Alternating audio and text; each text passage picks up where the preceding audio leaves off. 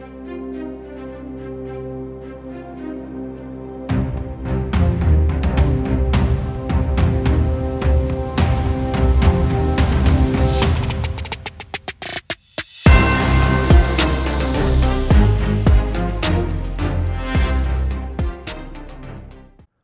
to another episode of the Football Talk Squadron. I'm Maul. And I'm Dutch. And this week we're going to talk about college football. It's been 2 weeks of games played, or 2.5 if you count week 0. But you're going to get our thoughts on preseason rankings, significant things that have happened so far, and any type of significant things that we think are going forward. But as always, let's start off with our favorite game, Guess the Player. It's my week to give the clues, so Dutch, you're on the hot seat. Yeah, 0-2. So here we go. Yeah. All right, you want to start past or present first? Let's go past. Okay, past. College was UCF. Okay. Then he played for the Vikings, the Dolphins, the Raiders, and the Lions. And your first clue is in that order. Vikings, Dolphins. Who was after the Dolphins?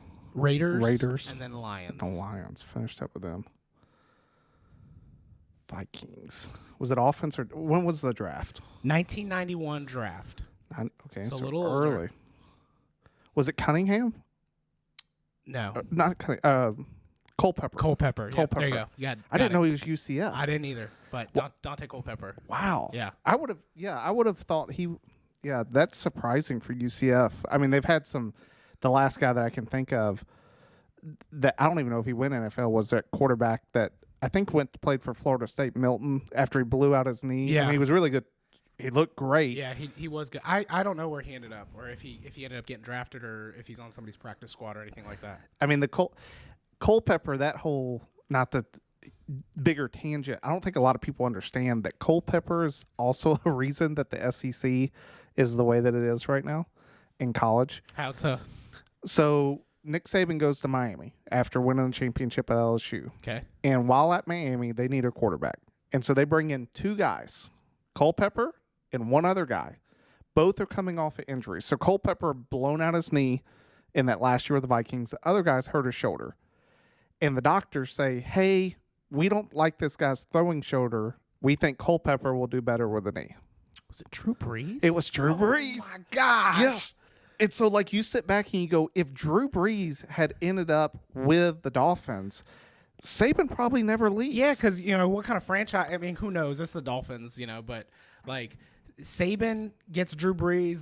They create some franchise down there. Saban maybe never goes to Alabama. Man. Yeah, so I mean, it's one of those like what you sort of mentioned, like this matrix level of like just how what happens. Small choices or windows or doors open and then just lead you down paths that end up shaping the future that you would never think of until you look at it 20 years later. Yeah, but definitely, I never would have guessed It was just the teams. I was like, well, the only guy that I know of that went to the Vikings and then the Dolphins. I didn't know he played for the Raiders after that. Yeah, I didn't either. I guess it was just a backup role because I think after Miami, he was pretty much like, you're done. I feel like after the Vikings, he was pretty much. Well, yeah. He was missing a knee. Okay. All right. Now we're gonna go present. Again, not a huge household name, but he's very popular. Gardner Minshew Mania. And before you answer, 1, 2, 3, 4, 5, 6, 7. I've got 7 correct answers for you, so you got a pretty good shot here. But where's he primarily known for going? It's Washington State, right? Washington State, right? Because he was under Leach. Yeah, that's where he graduated from. However, and I don't know for the viewers out there, do you know his story, like how he got there? No. It's fantastic. So let me just kind of read it to you, and this is why I brought it up, just because he's super popular, right? He's a super cool guy, super popular. A lot of people can relate to him, but just this is why, I mean, like, this just speaks to who he is and how cool of a story it is. So he starts out, he gets recruited by Akron. Okay. He's going to go play football for Akron. The Zips. Or the Zaps. And now this isn't funny, but again, it just kind of the like we talked about, but his recruiter, the guy that recruits him, dies in a car accident. So basically now nobody knows who he is. He doesn't end up going to Akron. Right. So then he decides to go to UAB. He's going to go to UAB to play football. But that coaching staff gets dissolved before he can actually even matriculate to UAB. When you say dissolve, was that when UAB just went away? You know, I don't know if that was the time. I could look that up. I don't know if that's when they were like, we're not going to have a football program anymore. Probably. Probably. But like either way, like he's like, all right, I'll go. You know, Akron didn't work out. I'm going to go play for UAB. Boom. Coaching staff's gone. Now he's like, shoot. He didn't even enroll, but it was just like he's making these decisions and just like one after another doesn't work out. Okay. So then he's like, all right, I'll go to Troy. I'm going to go play football for Troy. He enrolls, he's on the team, but he leaves before he even plays a game. He basically kind of realizes that he's not going to play. It's not a good fit for him. He doesn't really like it. So he leaves Troy to go to Northwest Mississippi Community College, right? He goes and plays Northwest Community College. They basically tell him when he goes in that he's not going to be the starter. Like you're coming in as a backup. He wins the job before week 1 because obviously he's got NFL level talent. Wins the job before week 1. They go on to win the junior college championship. Like wow. he kills it. Wins the junior college championship. Wins a bunch of awards. Right. He's still got eligibility now to play. Okay. So then he goes to ECU. Go Pirates. He kind of goes in as a backup. He starts a few games. They kind of go back and forth. He plays, I think, 2 years at ECU and is an early grad at ECU. So now he's got another year of eligibility to play. And he did okay at ECU, but he's like, I want to go play, big time level football. So he commits to yours truly, Alabama. He commits to go play football at Alabama, and he admits this later. He had no intention of actually playing at Alabama. I mean, he would have played if he thought he could have, but he used the announcement of like, I'm going to be a quarterback at Alabama to actually draw interest from other teams. Wow. Right? So he gets this interest from other teams, and, rest in peace. Mike Leach calls him up, and I swear this is what it says. He calls him up, and he just says, "You want to lead the nation in passing?" So Gardner Minshew's like, "Yep, let's do it." So he goes to Washington State, breaks a bunch of records, does an amazing job, and ends up graduating out of there. That is the most Mike Leach thing I know, I've right? ever heard. I mean, like, go Pirates again, right? Because he does great. Oh, and they balled out that year. Yeah, he broke like a bunch of Pac-12 records. He broke a bunch of Washington State records, and he became the Minshew mania that is today. Remember that year? They were so good. Oh yeah, he went to Jacksonville, and I mean floated. Oh yeah, he got drafted by Jacksonville. Yeah, and he got a little bit of playing time. I think he's with the Eagles right now in their backup role, or maybe that was last year. I thought it was the Colts. I could be wrong.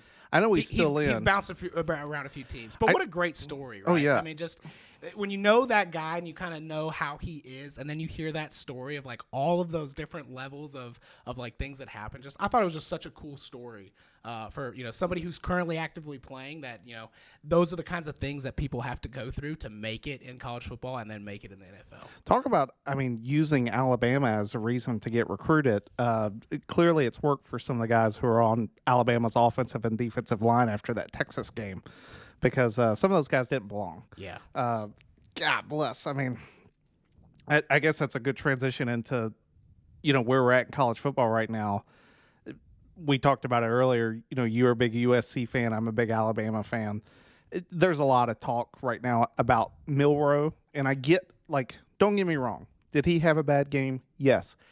Every quarterback in college football is going to have a bad game. Yeah. From the standpoint of his athleticism, he's a freak. Like, elite. I mean that in terms of, like, he is an elite college. Oh, yeah. He's clearly athlete. Athletic. From a quarterback perspective, he's not your Caleb Williams that's running around just looking amazing that people are like, hey, this is a real quarterback. But for me, anyone that wants to know, like, hey, why did Alabama lose? If you go back and look since 2020 and you're like, hey, why is Alabama just not dominant? Because I would almost argue that this Texas win or the Texas loss for Alabama wasn't really surprising. I mean, you picked it in your weekly picks. You picked Texas to upset. 2 years ago when Alabama went to Texas A&M and lost, like, people were like, oh my gosh, like, what happened? And, like, people were just sort of like blown away. And then everyone the following year was like, Alabama's going to be on the revenge tour, and Alabama didn't look good. And then this year, everyone's like, Herb Street, all these guys were like, I'm picking Alabama to win it all because, and I get it. I had them in my CFP as well, just from that standpoint of, I think that when you look at years past, you go, Alabama typically does well when it's not favored. However, this year, in the past few years since the 2020 game, the biggest difference for Alabama has been the trenches. Yeah. Like, it's not Milroe, and we can talk about the corners getting just absolutely burnt that's like most toast. games, though. I mean, like, the quarterbacks and the receivers and the running backs, the big name players, they get all the hype and, from the media and those kinds of things. But most games are won or lost in the trenches. Like, it doesn't matter who you have back there. If your O-line or your D-line is just getting pushed around or, put on skates, like, you're probably going to have a long, tough day. And like you said, I mean, Milroe's a freshman, right? He's I believe a true sophomore. True right? sophomore. Okay, well, either way, never played, in a proven game. And, like, you can tell. Well, he played last year against Texas A&M, and it wasn't.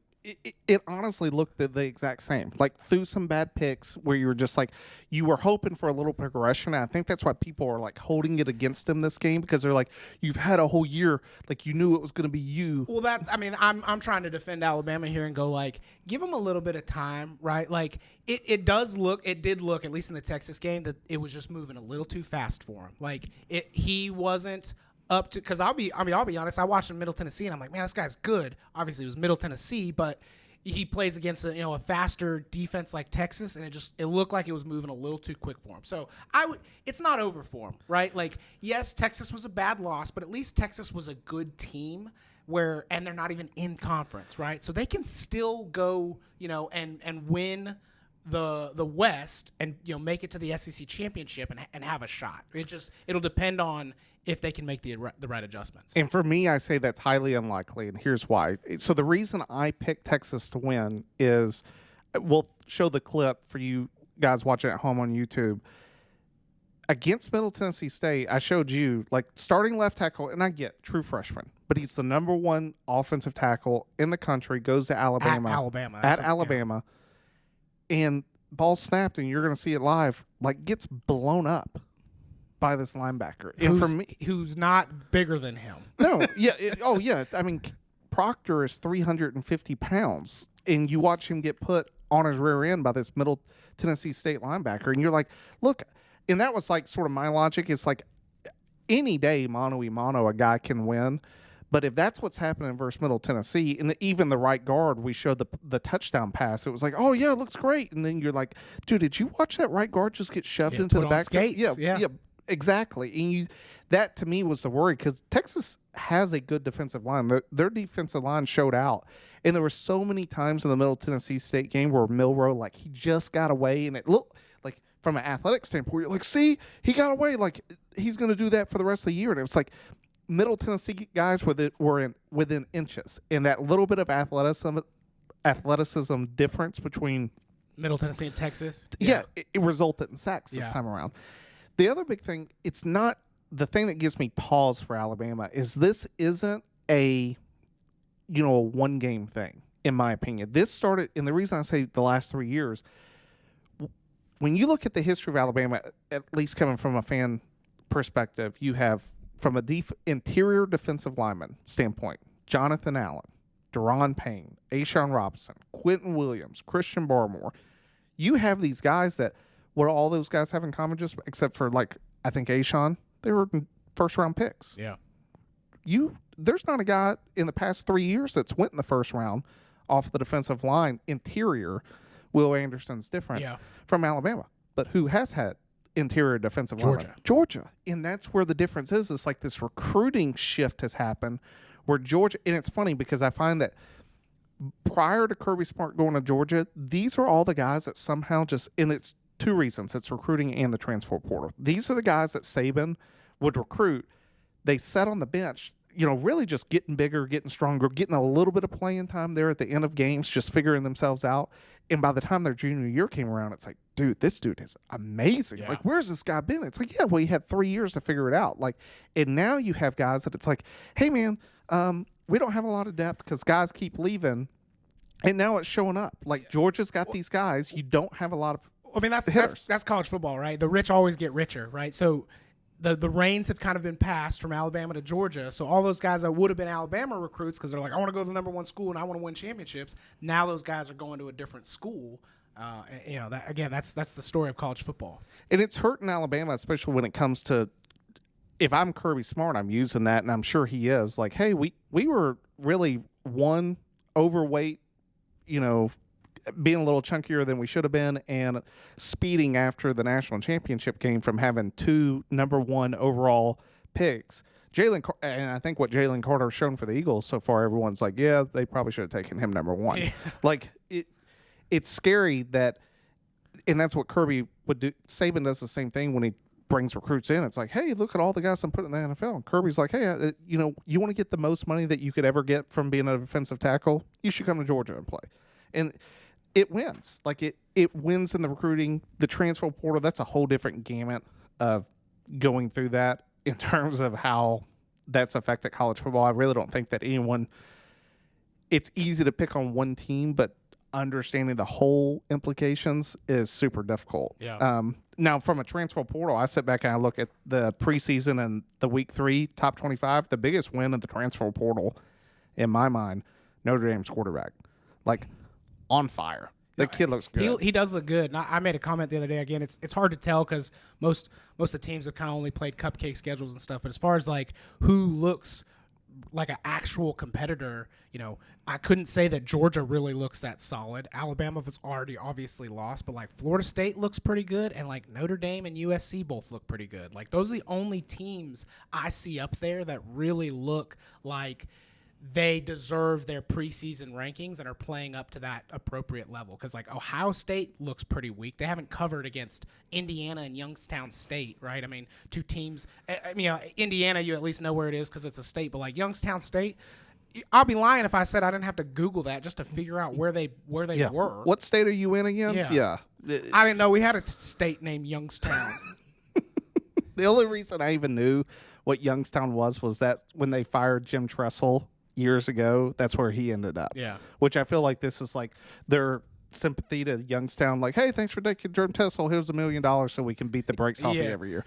Of which they didn't. No, they didn't. And not only did they not, they didn't even cover the Vegas spread, which I don't know how Vegas does it. But, man. The precision of exactly 28. 28 and a half. And we both said, oh, Ohio State's going to cover. And then you look at it, and it's like, oh, that half point? Yeah, it really mattered. I don't know how they do it. It's why people are like, this game's rigged. Yeah. That's why betting is so hard. Oh, my goodness. So speaking of rankings, like let's just kind of talk about what are your feelings? How do you view preseason rankings versus how they're at now, and any mistakes you think that have been made in the AP poll, or just general thoughts? I'm in the same boat as you. Like, to me, the preseason rankings and even the rankings right now, they're so overflated based upon what people thought at the beginning of the season. Prime example, Texas being at 4 above USC. Like, USC starts off the season at 6 and Texas at 11, but Texas beats Alabama, so they're the number 4 team. Yeah, and it's not trying to take things away from Texas. No, but this is what I was getting back to my original, in the previous episode, is just like preseason rankings are dumb. Yes. Because at the end of the day, they're not supposed to mean anything. Like, they shouldn't mean anything. They shouldn't play in any possible way, like as a strength of schedule. And this is, people are going to think, again, I'm just SEC hating. I have an example of not an SEC, but it just seems like the SEC uses this to their advantage because they're in cahoots with ESPN and all the AP writers and all that stuff of it seems very apparent that the SEC is losing its reins as far as like the dominant conference. Like, they're still really good off of Alabama and Georgia's back, but both of those teams don't look that good. Now Alabama has a loss. It seems like the torch is kind of being passed somewhere else, but this is like the SEC's last desperate attempt to keep their teams relevant and like on the top of the leaderboard to inflate their own stats. Again, you cannot judge these teams off of 2 games playing cupcakes. Like, you cannot sit back and say like Georgia is clearly the number one team because they're playing better football than everybody else. Because that's just a bold-faced lie. I'm not saying that they shouldn't be number one because they're the back-to-back national championships, but they talk out of both sides of their mouths all the time of like, we're looking at just who's the best team if you line them up on the field and play. Well, that's not true, because if that was the case, in ESPN's Power Index, they have Alabama ranked number one. Oh, I know. And this is after the Texas loss. How do you sit back and say that Alabama is the best Power Index football team, and you have the team that beat them, Texas, as number 6? I know. Are you kidding me? And then Ohio State is number 2, who looked weak against Indiana and looked weak against Youngstown State. Like, how can you sit back and tell me that those teams look better on paper than someone like Notre Dame, Florida State, or USC? 100%. I mean, I sit back and I look at the week 3 top 25, and if you were on a neutral field to put Georgia against Michigan, Florida State, or USC, I would give the nod to the latter 3. And it's the only reason Georgia's in those games is because of their defense. Like, Georgia's offense this year, I don't think anyone in the country is going to sit back and be like, hey, Georgia's offense is something to be reckoned with. It's not. No. It's not. And the fact of the matter is, it's like, the only reason they're number 1 is because of the last 2 years, and that should matter 0. Yeah, and that's how all the rankings have gone for like the last 10 years. And there's going to be SEC fans out there that are just like, you're an SEC hater. But everybody outside the SEC, the fans that are rooting for non-SEC teams, they see it happen year and year again, where these rankings get skewed in a way to keep the SEC relevant. Last year was a perfect example. Yeah. Texas has a good game against Alabama. But loses, right? They lost. And you know what happened the next week? Went to the top 25. They were unranked and jumped into the top 25 after a loss. Well, it's like this. This year, Clemson loses bad week 1, and they bump Iowa out of the top. Who won? Right. Again, that's like a perfect example of like you have teams who are losing and moving up in rankings, and teams that are winning and going down in rankings based off of like, how does this make the SEC look, right? Perfect example. I'm not taking anything away from Florida State. I've already said that Florida State does look really good, but they beat LSU, and they beat LSU pretty good. Handedly. Right? So does that go, oh, well, they must be number 3 team in the nation because they beat the number 5 team in the nation? Well, how about we just take a step back and go, is LSU overrated? And again, this happens every single year. Anytime a school beats an SEC team, they, instead of going, maybe that SEC team wasn't as good as we thought, they just immediately go, man, that team must be amazing. Let's rank them super high. That way now when LSU looks back at their schedule, they can go, oh, well, we lost to the number 3 team in the nation, so we still should be ranked higher than we deserve. Right. And it's biased. Clemson was my non-SEC example, but it goes back to the fact of like they're taking past teams and like the brand name and ranking them off of that. Texas A&M, another perfect example of like they were number 6 preseason last year and won 4 games. They were not as high this year, but still ranked in the top 25. And it's like based off of what? Because they're in the SEC. Now, I called the Miami upset, and Miami looked good. But again, it just goes to the fact of like these preseason rankings are used in like backward-looking logic to boost the SEC's strength of schedule when in reality it is pretty weak. Well, in Alabama's another prime example. At what point do you think Alabama? I heard some other guys say this, like Alabama really didn't deserve to be ranked in the top 10 going into this year, because from the past few years, Alabama has not consistently been able to win the games that it's like Alabama's supposed to win these games. Yep. This whole like narrative of Alabama being the most dominant team in college football, it's the farthest thing from the truth right now. It's over. Like you cannot with 100% certainty say that they're going to be the best team on the field every single week. And I get it. They have been, and there's always that fear, but like, we're living right now watching them not be that good. And for them to only fall to number 10, again, if that was any other team, and I get it, I'm not taking away from Texas, but because Texas beat them, they jump up all the way to number 4 above, the Ohio States, the USCs, just to be able to say, well, hey, Alabama lost to the number 4 team in the nation. That's why they're only number 10 now. When in reality, if that was any other team, they're probably mid to high teens. Oh, 100%. And I mean, Texas in that game, you brought it up.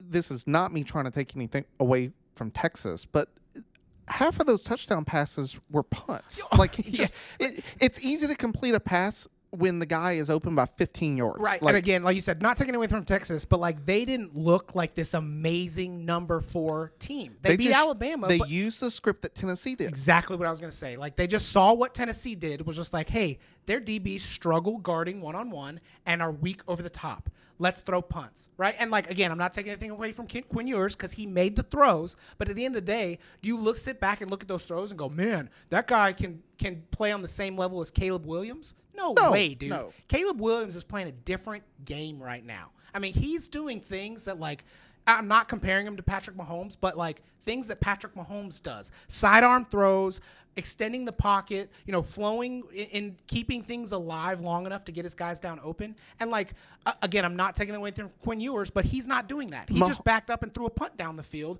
knowing that guy was either going to tackle the receiver or get toasted. Mahomes is a great analogy, though, because I think that when you look at from the NFL, the guys in the NFL, there's no one close to what Mahomes can do in terms of just, especially the off-balance throws. Like, my favorite is when he's like running to his left, he'll turn his body and like throw it back the other direction. Like it's amazing, and that only comes because that's how he trains. Yeah, Caleb Williams, in terms of college quarterbacks, there's no one close to exactly. Caleb There's Williams a huge gap from him and everybody else. Yes, 100%, especially from the ability to throw off balance. Yeah. Like right now, there's no one else that can do it like Caleb Williams is doing. But I mean, back to Alabama just real quick. This is going to shock some people. Talk about just why they're overinflated right now. Like, I think Bama could drop another 5 games. Wow, like, hot take. Yeah, hot take. Hot take. But it's based upon like another 5. So yes, you think they have 6 losses at the end of the season? Oh my God. It could happen. It really could. And so I look at it. Is that a $1 bet to win $1 million? Let's put that on Vegas.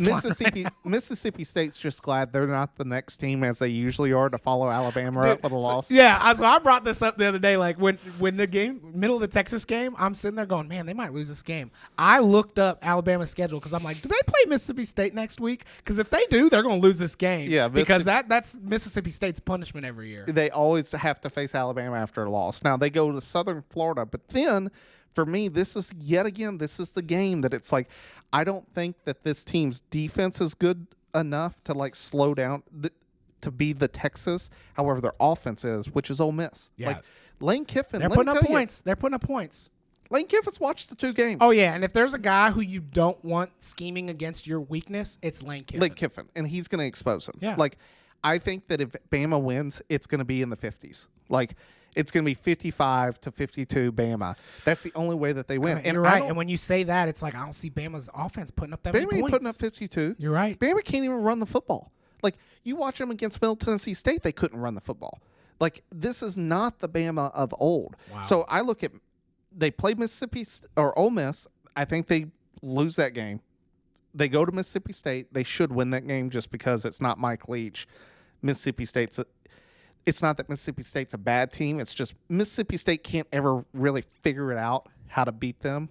And then they go to Texas A&M. And I know that Texas A&M just has had Bama's number. It's sort of like Cleveland with Joe Burrow right now. Manziel nightmares coming out. Oh yeah. PTSD. That's a game. Tennessee, if Milton can just connect, like there's no doubt he can throw it over the top. It's just how accurate is he? If he connects on a few of them, they're going to win that game. The answer's not accurate. He's not accurate, yeah. Austin, I mean, talk about a team that just yet again, here's a team that like you sit back, and I think everyone can sit back and go, man, I don't know if Tennessee's an 11 team, and it's not taken away from the fact that they've won 2. I get that, but it's from the standpoint of like you can tell offensively they're not the same team that they were last year, but everyone's still ranking them high based off of what they did last year. Yeah, which is again not how it really should work. They play LSU, and then I think they honestly right now yet again another offensive coach that can give them troubles. It's at Auburn. Like Saban has always struggled going to Auburn, and especially the first year. Like you look at Malzahn, you look at Chiswick, you look at the guy they ended up firing it last year. I forget what his name was. It was the wrong coach that Auburn didn't want, but they hired anyhow. Yeah.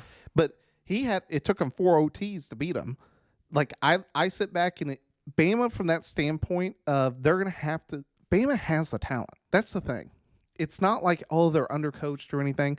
They're going to have to look to some of these freshmen, which other teams do. That's sort of the thing. Like USC right now, I'm pretty proud of myself for calling it, but Branch is outstanding. Dude is he's different level. That kid, that punt return, the speed he hit, like it was funny because Tyreek Hill was in the stadium for that game. Oh, was he? Yeah. And someone even made a comment about it, and I was like, that's pretty true. I don't know if I'd put money on Tyreek Hill after watching that punt return. Like, if you put him versus Branch, like, and that's saying something because it was just that different type of gear that you're like, when you see it on the field, you're like, hey, that's special. Yeah. Like, it's different. So I sit back and I look at the rankings. For me right now, I'd have a hard time not giving the nod to FSU just based upon how much talent they look. As number one. Okay. As number one, just because of how they looked thus far.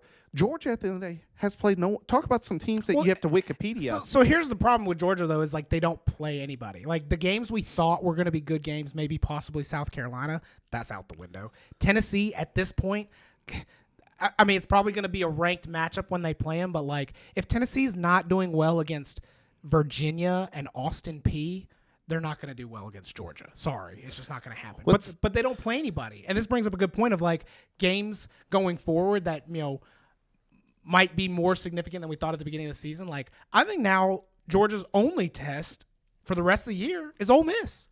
Yeah. And I mean that'll be a good game if they struggle offensively. Like again, that'll be a good matchup because it's like not a good offense versus not a good defense, but then like a good defense versus a good offense. But again, that's the only real test for Georgia at this point. This is the best chance in the past 20 years that Ole Miss has had to win. Well, actually, probably the last 10. The year they beat Alabama, that Alabama eventually went on to win the Natty. This is the best chance for Ole Miss to win the SEC West. Big time. Because at the end of the day, Georgia's schedule is going to hurt them if they lose a game. I don't really expect them to. Ole Miss is going to be their best test, but like with everything else going on and these other non-conference teams looking good, Georgia's schedule is going to hurt them if they lose a game.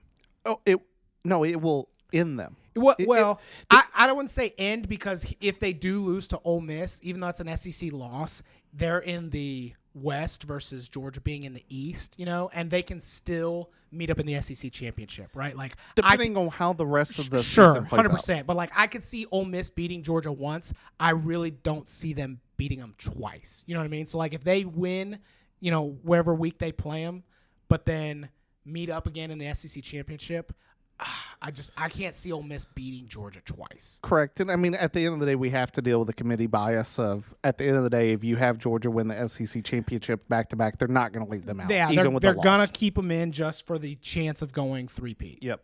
It draws, it's money. It draws TV audience. People are going to watch to see if they can do it. And because the other contenders that have the ability to knock Georgia out, like USC and Notre Dame, they have to play each other, right? So one of those teams is going to lose where they're going to be able to compare, losses or whatever. So the biggest thing that hurt Georgia is if Texas ran the table. Like if Michigan, Florida State, Texas, and USC run the table, then Georgia's out. And I think even if Georgia goes undefeated. Well, I mean, that's a good point. Because Georgia don't play anyone. You're right. In week 4 or next week, they play South Carolina. And I would say that South Carolina on Georgia's schedule is not even a hurdle. It's a speed bump. Because it's not this, you're not playing them out South Carolina based upon how bad South Carolina looked against UNC. Yeah, they're not the same team, Beamer Ball last year that they had all that swag. No. And that's why they weren't starting in the top 25, but that's why they're not in the top 25 team. Yeah. I mean, the only team that I sit back in the top 25 that I will say both of us were a lot harder on than, and I think everyone in the country didn't think they were going to be what they are right now, is Colorado. Oh, yeah. Now, they look amazing. Now, I think the thing about it is again, another example, non-SEC example, though, of – now, I'm saying I do think that Colorado should be ranked because of the hype around them, and they are playing good football, but, like, their TCU win, right? Like, they're using TCU of, like, oh, they went to the Natty, and when they played Colorado, like – go ask a TCU fan. Like, I did. Do you really think you were deserving of that? And you're going to be like, not really. Like, we're kind of riding last year's high. But that's why, again, I sit back and go, the rankings are dumb at this point in the season. Like they're using them for backwards looking logic, and they should not be used that way. It should just be, let's play 4 or 5 weeks, and then we can kind of see everybody play actual football against actual teams, and then we maybe start coming out with the rankings. I mean, think about this for TCU. I sent my buddy, who, I don't know if you remember him, Smitty from football, and he literally said, I mean, we lost 38 players. We only returned 3 starters. Yeah, that's and TCU. Your star quarterback leaves, your star wide receiver leaves. Like, what off of that deserves a 21 preseason ranking? Well, it was 17, but it's even higher than 21. But it's only based upon last year. Yeah, like that's the only reason. That's why I hate the rankings. Yes, hate the rankings. 100%. So hashtag bring back the BCS. I said it. Yeah, well, at least you have unbiasedness. It's just, here's the matrix by which we grade.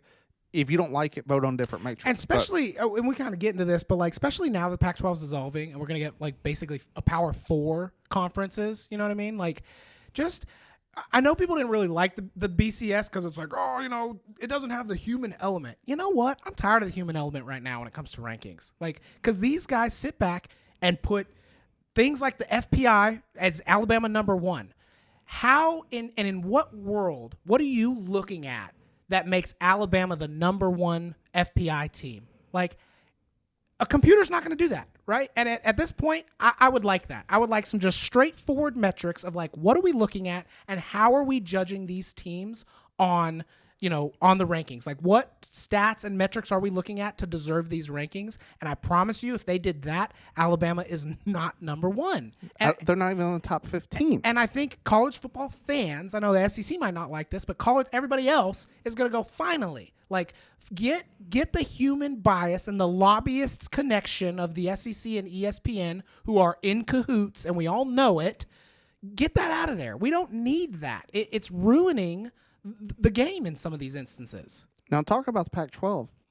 Dude, balling out. 8 ranked teams, dude. And not just like 8, like, hey, you got some teams in there. They look good. Yeah, they're upsetting Wisconsin. Yes. They're upsetting the SEC. Like, they were doing good.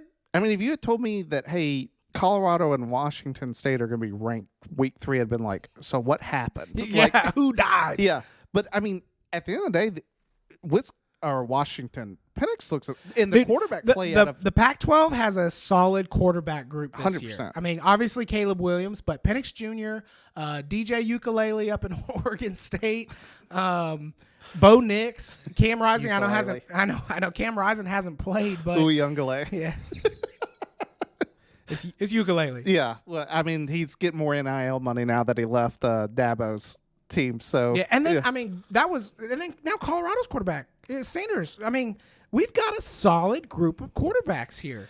And once Cam Rising comes back, because I will say that that was surprising to me. As good as I thought Utah looked against Florida, it really highlighted how bad Florida was. Because yet again, I don't know how Vegas knew it, but Utah, those quarterbacks struggled rough. with Baylor. And now Baylor is not a good team. I know we're going to talk about this more towards the end. That's to me Texas's big hurdle. Like, everyone's looking towards the Oklahoma game.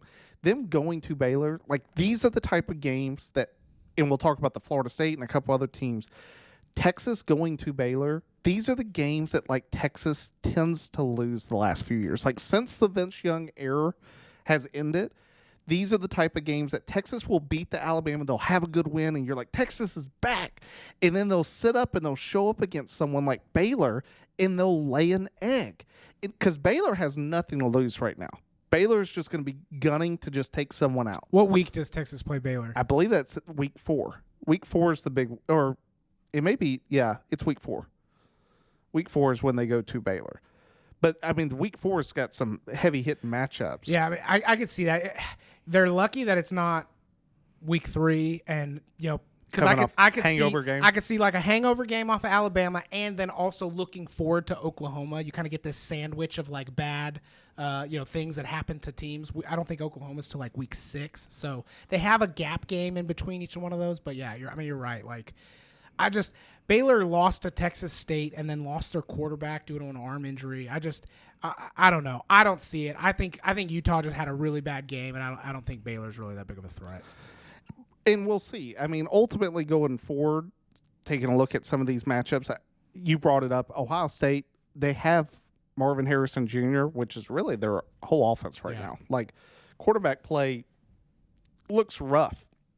Same with Georgia. Like, I get that Carson Beck looked better last week, but he's also going against Ball State. Like, it was UT Martin and Ball State. In both games, their offense, you're sitting back, you're like, hey, man. Well, this is a perfect example of, like, your Alabama talk of, like, you can get away with a lot of those plays against UT Martin or Middle Tennessee, and no one really thinks of it because it's like, oh, that was just an incomplete pass, or like, oh, he escaped that pressure. But all it takes is that little bit of step up in competition where you play someone who's not an FCS school, and that escape that he got is now a sack, or that, oh, it was just an incomplete pass that you looked over is now a pick, right? Like, that could happen very quickly, and it happened against Alabama versus Texas. And my only worry for Michigan is, taking a look just sort of top 25, Michigan to me is that team that it's like the past few years you keep being like, hey, this is team. And we both said it. We both have them being our national champion this year. And it's like, Michigan in the regular season finds ways to win, and then they get to the CFP, and it's like, and we're done. Like, time to lay down. They're kind of middle of the road for me. They haven't looked super impressive as far as what I expected out of them, but they also haven't really looked bad. They're kind of just playing middle of the road and, winning the games they should win, but not doing it very convincingly. Yeah, effectively. So, I mean, for me right now, if you had to say who's your favorite, it's USC, and it's just because their offense. I just don't know if anyone's going to be able to stop it. I mean, and we knew that last year coming in, but their defense, although hasn't looked amazing, has absolutely improved from last year. And that, again, that was all we said last year. It's just like, dude, if we could just stop anybody, we would be hard to beat, and now they are. Again, they're letting teams score, but they have improved and are doing decently. And when you have a defense that can just get a stop every once in a while, and then you put someone on the other side of the ball like Caleb Williams, I mean, good luck. For the Trojans, talking about looking forward, so week 4, the big game in the Pac-12 is Colorado playing Oregon. Which it will be the next week. Game days going to Colorado to watch them play Colorado State. Colorado State, if there was a team that I would say, hey, that's the only school that I would say was worse than Colorado last year. I know they won more games. Colorado State's terrible, terrible football team. Colorado's going to beat the brakes off of Colorado State. You hope. I think they will. There's just I don't see anyone slowing down their offense. Like Sanders is throwing for 400. I think he threw a little over 500, and he was just. I think he's got 900 over the last 2 weeks. The only one that's out throwing him is Caleb Williams. Yeah. But if Colorado can beat Oregon on week 4, the very next week is when it's USC. Yeah, dude. If again, one of those, like, looking back at the beginning of the season, if you told me that, like, Colorado USC was going to be a decisive matchup in the Pac-12, again, you're just like, whoa, like, what happened? For me, it's not so much. It will be it will be the test that USC needs to really determine where is their defense. Like, because if Sanders comes out there and their offense looks good, but if he lights them up for like 600 yards passing, that will be sort of the pre-tune to being like, hey, USC is in trouble. True, because even though I said our defense has improved, we still haven't played like a top-level quarterback yet. Because in that Pac-12, like, Penix looks good. Mm-hmm. Like, in Washington had a good ranking going into the season. And they look. I picked Boise to cover because I thought, Boise State's usually a good team. Dude, they embarrassed Boise State. As a Pac-12 fan, I worry, though, that this is going to be one of those that comes back to bite us. Like, we're going to have this carousel of, like, Colorado beats somebody, but then that team beats, Washington, and then Washington beats USC. Like, we're going to have this carousel of, like, we essentially just knock everybody out of the college football. Everyone shoots one another and keeps them from getting in. And nobody ends up making the college football playoff. We got 8 teams ranked right now, all undefeated, and, we're going to end up, round robbing ourselves to death. Well, but I mean, it's easy to say right now, Pac-12 best conference in college football. Yeah, they're playing good football. Talk about a way to go out, Yeah, it's our last hurrah. Yeah, our bucket list is finally coming true for the Pac-12. But the only problem is, in the different note, we sort of talked about this earlier. The games can't watch. Like, not Don't having get started on don't this. having the USC games on and then them coming on at 10 p.m. and just this is a precursor to what's going to happen next year. Any game that comes, like Colorado plays next week at 10 p.m. against Colorado State or something, and I was like, who's staying up? Nobody's on the East watching Coast that game. to watch that? Maybe the West Coast guys will watch it. Maybe Mountain. Yeah, because it's normal time for them. In the future, just so you know, USC, it's really going to hurt the Pac-12 teams that are going to the Big Ten because there is a 0% chance, 0%, that when Ohio State comes to them, that USC gets a night game. Yeah, it's because they're not going to have Ohio State, number 3 versus number 1 going down at 10 p.m. Eastern. Yeah, it's not going to happen. I mean, because again, the people who are where all the money's being made, and the people who are watching those games to rank them and all that stuff, most of them live, on the East Coast, and they're not staying up to watch those games. Yeah, and for USC fans, I mean, I asked you just like, hey, how's the stadium fill out? And you're like, it's always better at night because LA is one of those cities that you can go do anything during the day. Yeah. Why do I want to go spend my time at a football game in 98-degree heat? I'll wait when there's the evening game, I'll go. And so for for USC and those schools that are going from the Pac-12, it's like, I hope you enjoy watching them play Rutgers at night. Because that's the only night game they're getting. That's the only ones night that nobody game they're cares getting. about. Yeah. You'll get the primetime night game. And what will stink for USC and Oregon, those other schools, is when you go east, that's when you are going to have the night game at that opponent's stadium. When your body clock is it's a problem they have not thought about and we haven't seen unfold, but I'm calling it now. That's what's going to happen. This is why I hate this conference realignment. It just doesn't make any sense with these cross-region type conferences that are just it's not going to work. Stanford and Cal into the ACC. I sit back like at the end of the day, I don't even know how SMU made it. SMU should have been a Big 12 school. Like I don't know how Big 12 passed up on them, but it is what it is. Now SMU's coming back. It took them 40 years from the death penalty to finally figure out how to become relevant again. But I mean, sitting back looking at especially week 4.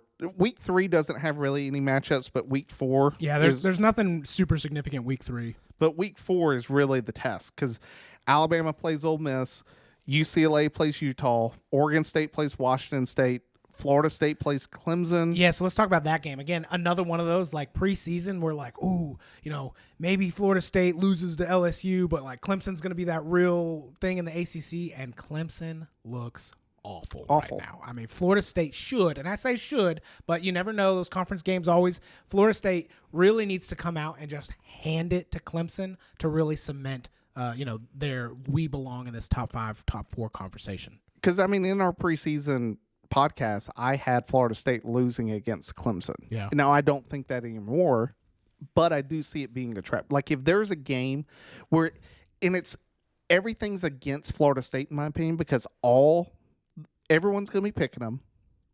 Clemson has no chance. Yeah, they get to play the underdog role. Yep. But Clemson's going to get to have the night game in Death Valley. Like, everything's there for Clemson to upset Florida State. Yeah, Florida State has everything to lose. Yes, and Clemson has, in my opinion, nothing to lose. Like, Clemson's just this poor little, as Dabo would say, poor little Clemson, and that's the narrative he'll tell his players.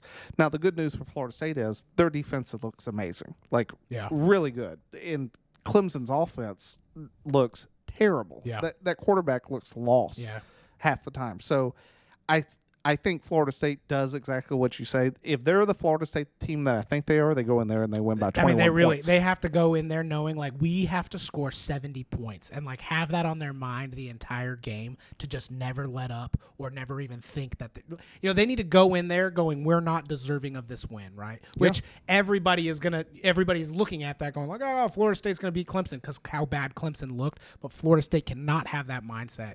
Because at this point, Florida State's playing for a CFP spot. You know what I mean? 100%. And that's the mindset they need to go into with it, just so that they put the pedal down and never let up. 100%. Fourth quarter, 2 minutes left, score a touchdown, because I don't care. Like, put up as many points as you possibly can on Clemson to really cement that spot. To make a statement. And then the other huge game, it will be under-talked. Well, probably not, just because of the schools that are playing. It's Ohio State, Notre Dame, because it will really be Notre Dame's like first big test. Well, that again, it's the first couple. I mean, there's been a few, but it's still in the beginning stages. I think of like we're under 5 as far as like top 25 matchups. We just haven't had those big CFP implication type games yet. Yep.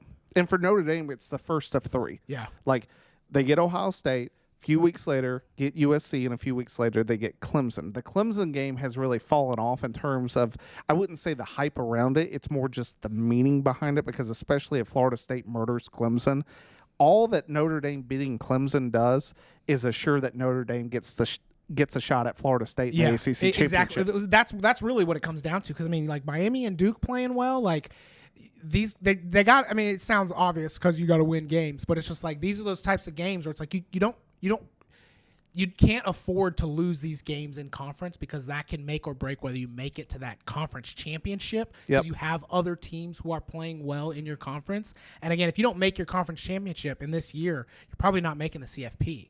100%. Nobody gets the Alabama treatment. No. Alabama's not going to get the treatment this year. And it's because it for sure, I want to go back to that point because it is a great point.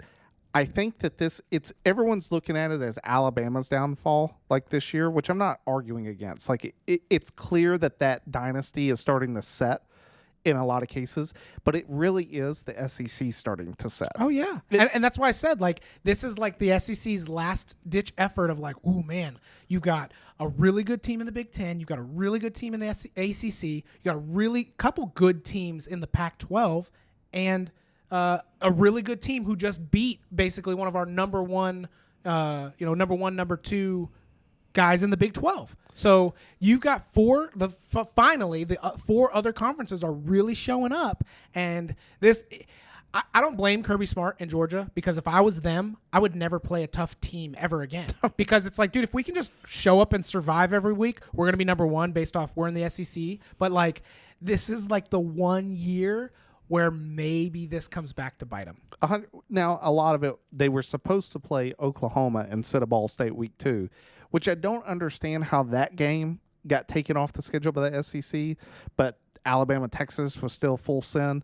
It was one of those and that's not me saying, oh, I wish we didn't play Texas. It's more a conspiracy. Yeah, it's just like, why did we do this? I know there's a reason and y'all don't want to tell us. But for me, this goes back to recruiting. And I told you last year, for Lincoln Riley to have success, he needed to do what he did last year, which was just have a really good year. Yeah. Now, I think he had more. Now, in terms of how they finished, not a great year, but Caleb Williams winning the Heisman did so much for them. Because when you think about Alabama, the guys that they were able to pull, Najee Harris, Bryce Young, what are those two? Now, Tua was from Hawaii, but all 3 of those guys, if USC's in their prime, they're going to USC. Yeah. Like they're not leaving California to go all the way to Tuscaloosa, Alabama to play football because USC's the school.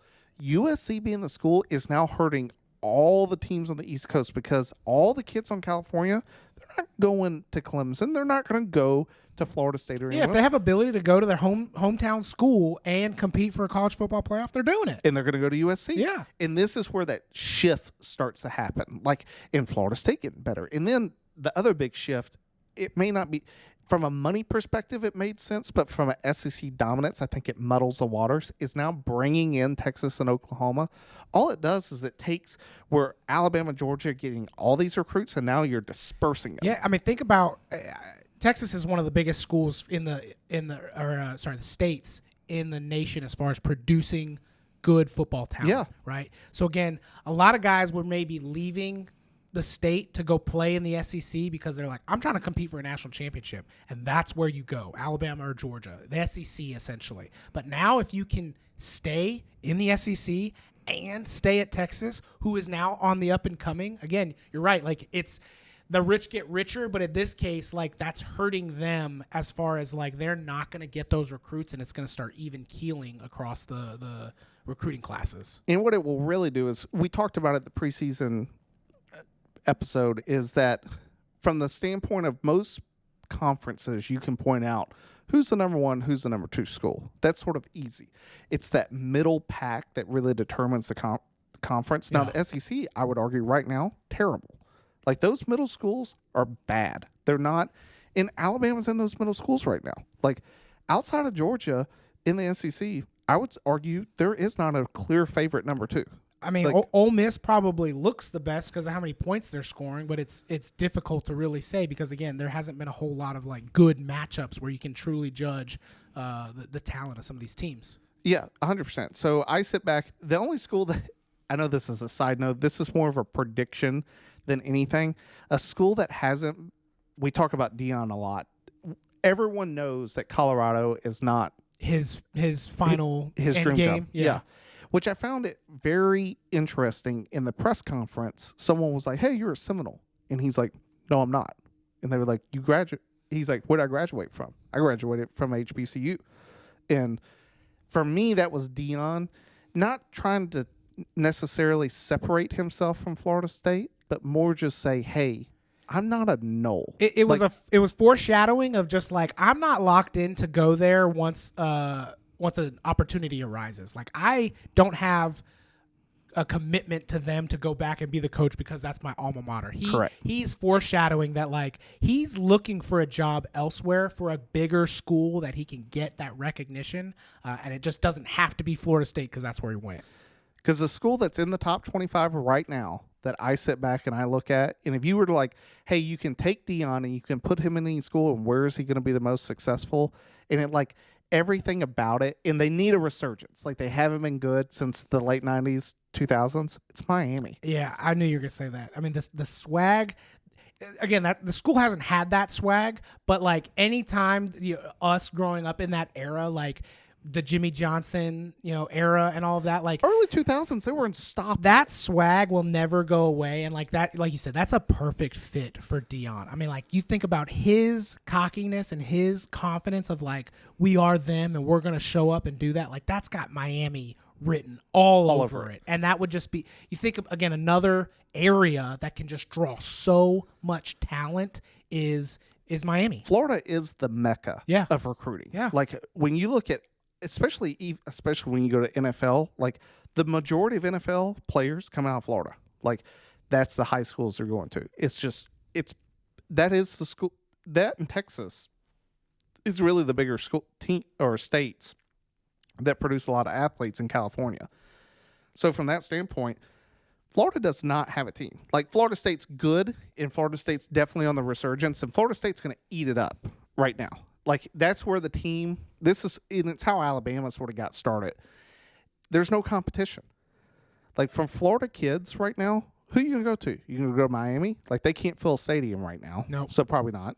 You're sure not going to go to Florida Gators. Like, you sit back with them and you watch them versus week 1, you're like, I ain't going to play for Napier. Yeah, it's over. He's one of the I love it because you brought I have to give you credit for it. There's coaches on the sidelines that you like to call mouth breathers because they'll go over to the camera and they're just like, you can tell they're just like, I don't know what's happening. what's happening here? And Napier's one of them. And I sit back and I look at it and go, man, Florida State's going to rack them in. Like, they have if they go to the CFP this year, and by all means, if they win it, like, Florida State will be back in terms of recruiting. They'll have an amazing class next year. Miami has to compete. And I think that, yes, Cristobal beat Texas A&M. That's not something I would like throw a party over. It's a good start, but again, it's not like the career defining, like, we're back, baby. It's not, but it's a good start. You got to start somewhere. But if you gave Miami the chance to go get Deion, they're taking him. Like, and all Deion needs is this year to go continue the way that it is. Because if it continues, his son's gone. Like, his son's going to go to the NFL. Yeah. The only reason that I can see Deion hanging around for year 2 outside of, like, if he got a job offer and turned it down, is Travis Hunter can't then follow him out of Colorado because it'd be his second transfer. He's got one more year for sure. But then once he's gone, like, there's nothing. Your son being there holds you to that because you're not going to leave your family behind. But once his son leaves, which is at the end of the year, it's no holds bars. Like, yeah, Deion's on the move. You brought up another good point earlier off camera, and this would just be wild. I mean, we could kind of end it after this, but let's say your prediction comes true and Bama loses 5 more games. Let's just say Nick Saban just goes, you know what? I'm done, and hangs it up. Now there's an opening in Alabama.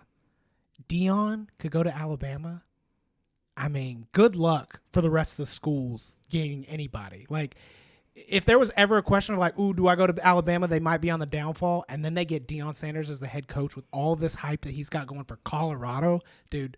All right, we're back into an SEC era where Alabama's going to win 10 straight national championships because, gosh. It's that.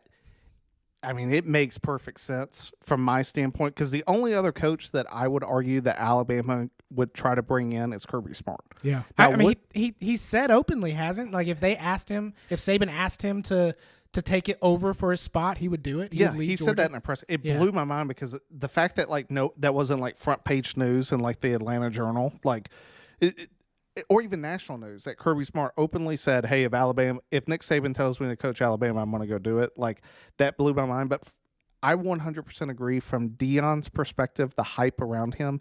If then you gave him, don't get me wrong, Colorado's invested into that school. There is, outside of Texas, really USC, Texas, Notre Dame, Ohio State, and then Bama. Those are the 5 schools that when you sit back and you're like, who's going to put the most into college football? Like, all their money, they will tear down academic buildings in order to make the football stadium better. It's those schools. Like, it's academics first and then football second. And that's 100% true. Like, now if that happened, for me, it's like watching your grandparents get old. Like, and when they sort of, or even better example, Lee Corso. Like, I hate bringing this up, but man, retire. Like, it's hard. It's tough to watch. It's tough to watch. It's bad.